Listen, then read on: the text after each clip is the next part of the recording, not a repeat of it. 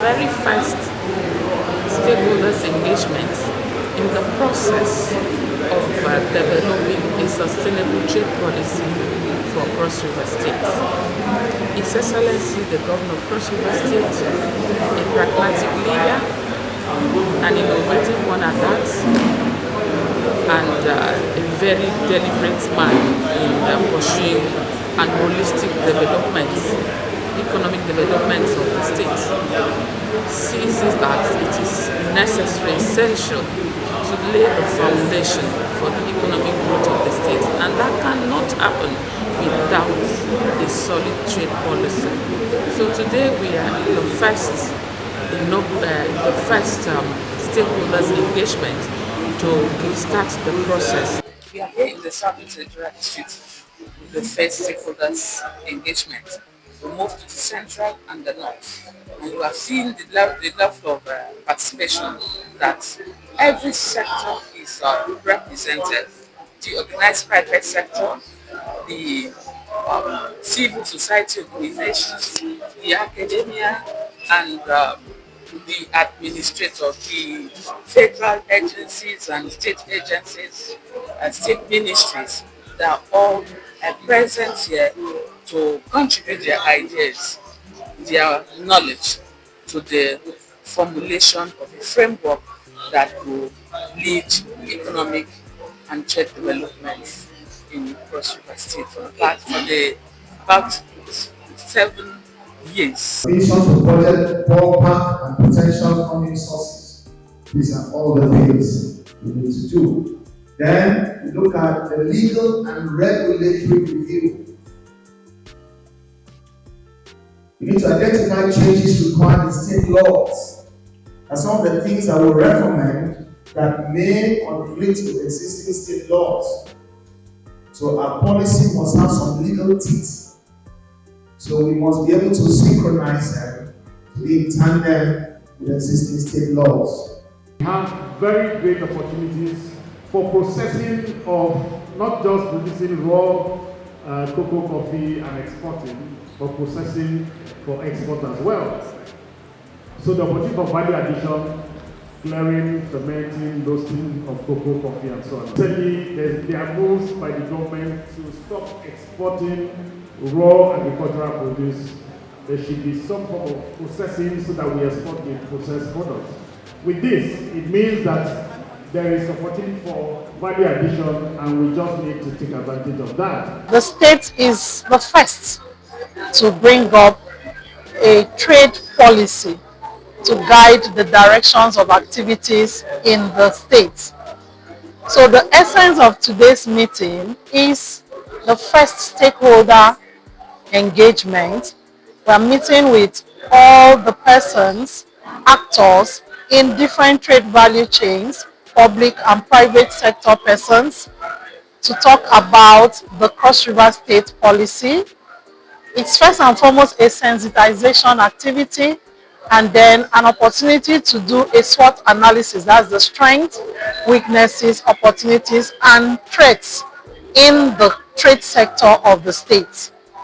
So this engagement today is to speak with stakeholders who are here from the public sector, from the private sector, informal and formal businesses. They are all in this room today to discuss and appraise the sector. What are the strengths within the sector? What are the weaknesses?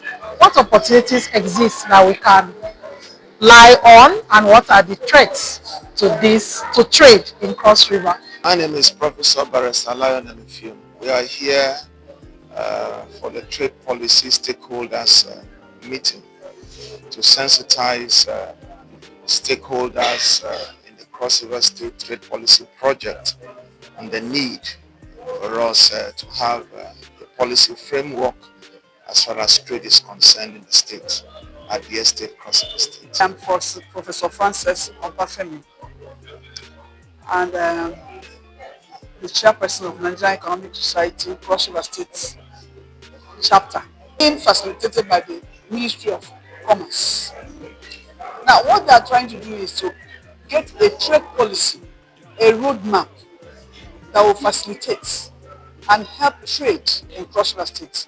So today, various stakeholders have been brought together to get their buy-in into this trade policy and also to have them make input to what the ministry is trying to do. So that's the essence of this first stakeholder engagement, because if you do a policy without the people owning it, it may not work. Kelly Ayamba. I'm the president of the Calabar Chamber of Commerce, Industry, Mines and Agriculture. Today's event is a stakeholder meeting, a stakeholder consultation. We're bringing together stakeholders from across different sectors of the economy to make contributions and share ideas on what should um, be part of the trade policy document that we're developing for the state. My name is Caroline Asipo Edith. I'm the Permanent Secretary, Ministry of Local Government Affairs, Cross River State. I'm representing the Honorable Commissioner for Local Government Affairs. I think Cross River State is trying to develop and launch a trade policy. Cross River State, the trade policy is will be very significant because Cross River State is strategically located close to the free trade zone, the Calabar Free Trade Zone. And so having a trade policy in Cross River State will trigger economic growth, job creation. It will also increase direct foreign investments and also help in developing the human capital in Cross River State. My name is Asmita, the staff of Federal Ministry of Industry, Trade and Investment, and Assistant Accountant. The impact I've gotten here is make us understand that our raw material can be can be processed here rather than other state taking our product. We go to the we go and we go we brand it as if it's their own. So everything can be done here. And have the raw material, process it here before we can send it out. We are here to harvest knowledge. We are here to have inclusive, participation.